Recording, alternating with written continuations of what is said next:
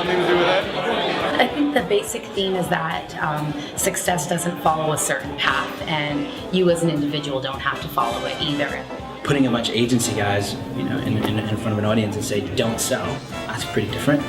I think if you're going to speak to a crowd, your responsibility is to legitimately bring something interesting. The goal, I should mention this event in case you don't know, is to really get inside the minds of these great thinkers and also to learn more about what makes our industry tick. I hated college right away. Don't ever let convention or someone else tell you what you can't do. So I signed up for a poetry class at Columbia. I study poetry and then I write a poem, okay? And I'm gonna read this poem to you because it changed my life. It's hard to explain the way her curves make my imagination swerve from PG to R. The point in this is, do what you love. If you love something, pursue it and do it all the way at the expense of everything else. And if it doesn't work out, you'll find yourself back on the track that you should be doing, but at least you'll be able to say, I did it. When you're talking to your clients, you need to figure out what they want. You need to say we can do that, maybe add 10%, but you always under-promise and over-deliver, because the absolute worst thing is to say you're gonna do something and not do it. So your under-promise should be a little bit above what you think you can do and above what they want you to do, but you always, always over-deliver.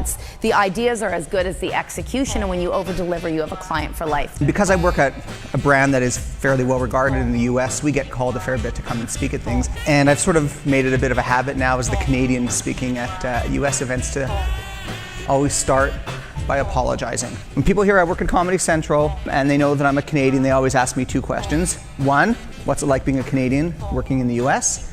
And two, what are Jon Stewart and Stephen Colbert like? So let me get those out of the way off the top here. It's a different type of event, being more conversational, relaxed in nature, being able to think a bit differently outside of the box with regards to your career and just go for it. I just always find it really inspiring to hear from people who've been in the industry that have done so much, and just their candid stories and how they got where they are and what they think of it. The Ad Lounge event is all about prestige.